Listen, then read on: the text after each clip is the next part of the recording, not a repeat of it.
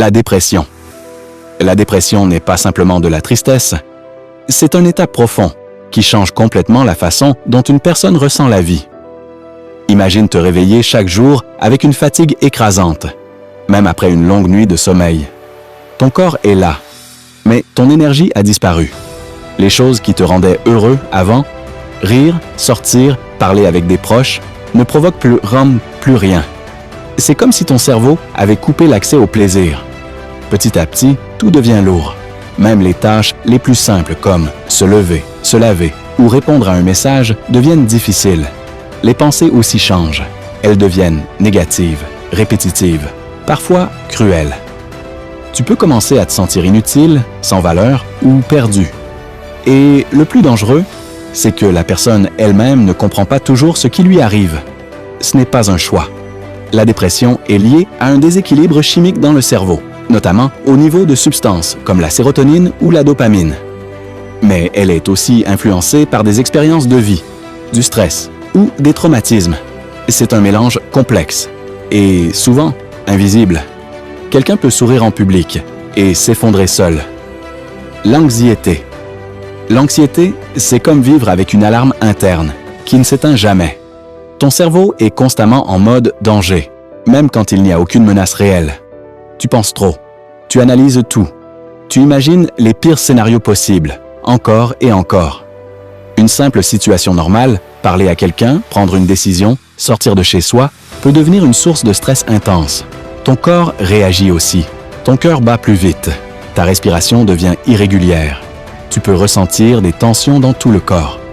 Parfois, ça devient tellement fort que ça ressemble à une crise, une sensation d'étouffer, de perdre le contrôle, ou même de mourir. Et pourtant, rien de réel ne se passe. C'est ça le paradoxe. La personne sait que sa peur est exagérée, mais elle ne peut pas l'arrêter. Parce que ce n'est pas une question de logique. C'est le cerveau qui envoie de faux signaux d'alerte. Avec le temps, l'anxiété peut pousser à éviter certaines situations. Sortir, parler, essayer devient difficile. Et la vie se rétrécit petit à petit. Mais ce qu'il faut comprendre, c'est que l'anxiété est une réaction du cerveau qui a perdu son équilibre. Le trouble bipolaire. Le trouble bipolaire, c'est vivre entre deux extrêmes. D'un côté, des phases où tout semble possible. De l'autre, des moments où tout devient insupportable. Pendant une phase dite maniaque, la personne ressent une énergie intense. Elle dort peu, parfois presque pas. Son esprit va très vite, les idées s'enchaînent, les décisions deviennent impulsives. Elle peut parler beaucoup, prendre des risques, dépenser sans réfléchir ou se sentir invincible. Tout paraît facile, tout paraît clair, mais cette phase n'est pas stable. Elle peut rapidement devenir incontrôlable et mener à des conséquences graves. Puis, sans prévenir, tout bascule. La phase dépressive arrive. L'énergie disparaît. La motivation s'effondre. Le monde devient lourd, sombre, sans intérêt. C'est comme passer brutalement d'un sommet à un vide total. Ce contraste est épuisant. Le cerveau n'arrive plus à réguler les émotions correctement. Il oscille entre excitation extrême et épuisement profond. Et le plus difficile, c'est que la personne ne contrôle pas ces changements. Le trouble bipolaire n'est pas un changement d'humeur normal. C'est un déséquilibre profond qui affecte toute la vie. La schizophrénie. La schizophrénie est souvent mal comprise et entourée de peur. Mais en réalité, c'est un trouble qui affecte la perception de la réalité. La personne ne voit pas le monde comme les autres. Elle peut entendre des voix, voir des choses qui n'existent pas, ou croire fermement à des idées qui ne sont pas réelles. Ces expériences ne sont pas imaginées volontairement. Elles sont perçues comme totalement réelles. Pour la personne, il n'y a aucun doute. C'est ce qui rend ce trouble particulièrement difficile. Le cerveau mélange la réalité et ce qui ne l'est pas. En plus des hallucinations, il peut y avoir des difficultés à organiser ses pensées. Parler devient confus. Les idées se mélangent. La personne peut aussi se retirer socialement, perdre de l'intérêt pour les activités ou sembler émotionnellement plate. Ce n'est pas un manque d'émotion, c'est une difficulté à les exprimer. Contrairement aux idées reçues, les personnes atteintes de schizophrénie ne sont pas forcément dangereuses. Elles sont souvent plus en détresse qu'autre chose. Ce trouble demande un accompagnement sérieux, car il touche directement la façon dont le cerveau construit la réalité. Les TOC, troubles obsessionnels compulsifs. Les TOC, ce ne sont pas juste des petites manies. C'est un cycle difficile à arrêter. Tout commence par une pensée intrusive. Une idée qui revient sans cesse, même si tu sais qu'elle n'a pas de sens. Par exemple, et si j'ai oublié de fermer la porte? Et si mes mains sont contaminées? Ces pensées créent une forte anxiété. Pour la calmer, la personne effectue une action répétitive, appelée compulsion. Vérifier la porte encore et encore, se laver les mains plusieurs fois, répéter un geste ou une phrase. Sur le moment, cela apaise. Mais seulement pour un court instant. Très vite, la pensée revient et le cycle recommence. Obsession vers anxiété, vers compulsion, vers soulagement, vers obsession. Avec le temps, ces comportements prennent de plus en plus de place. Ils peuvent durer des heures. Et la personne sait souvent que c'est irrationnel. Mais elle ne peut pas s'arrêter. C'est ça qui est le plus frustrant. Les TOC ne sont pas un choix. C'est le cerveau qui reste bloqué dans une boucle.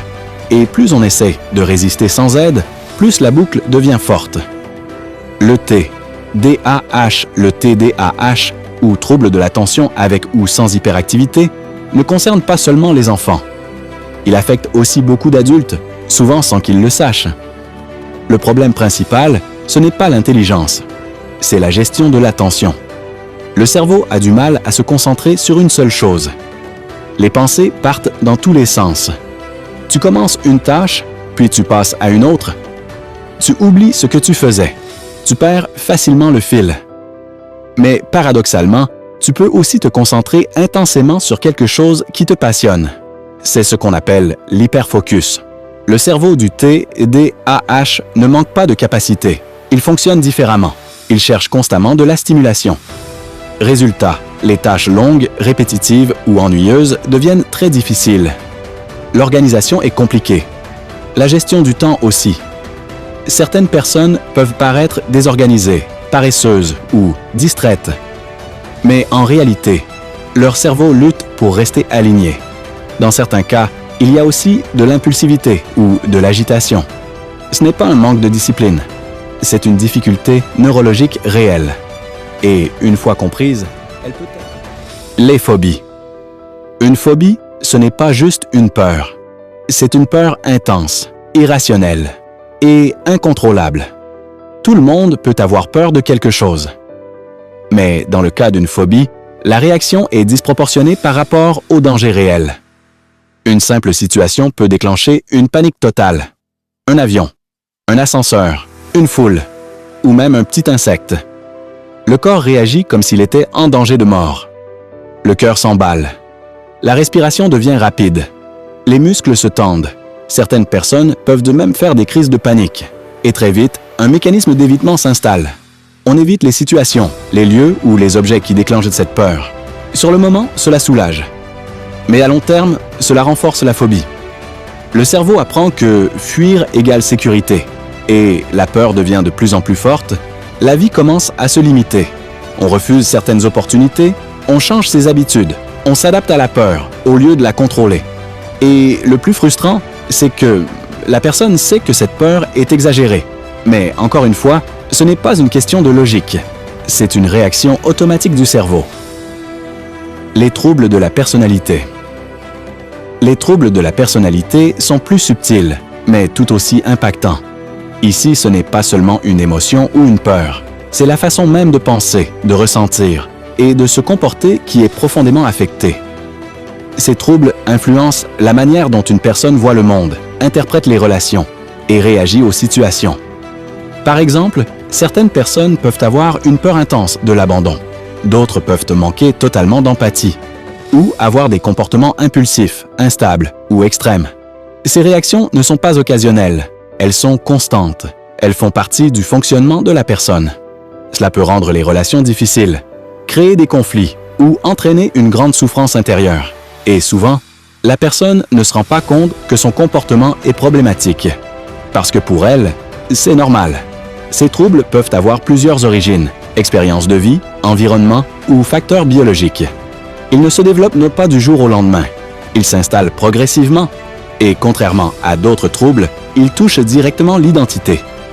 La façon d'être, ce qui rend leur compréhension encore plus importante. Le burn-out. Le burn-out est souvent ignoré, jusqu'à ce qu'il soit trop tard. Ce n'est pas juste être fatigué. C'est un épuisement profond, physique et mental. Il apparaît généralement après une longue période de stress, souvent liée au travail, aux études ou à une pression constante. Au début, la personne essaie de tenir. Elle travaille plus. Elle pousse ses limites. Elle ignore les signes. Puis, progressivement, le corps et le cerveau saturent. La motivation disparaît. L'énergie chute brutalement. Même les tâches simples deviennent difficiles. Il peut y avoir une perte de sens. Ce qui était important avant ne l'est plus. Certaines personnes ressentent du détachement, comme si elles étaient vides. D'autres deviennent irritables, fatiguées ou émotionnellement instables. Le sommeil est perturbé, la concentration aussi. Et le pire, c'est que beaucoup continuent malgré tout, jusqu'au point de rupture. Le burn-out est un signal. Un signal que le corps...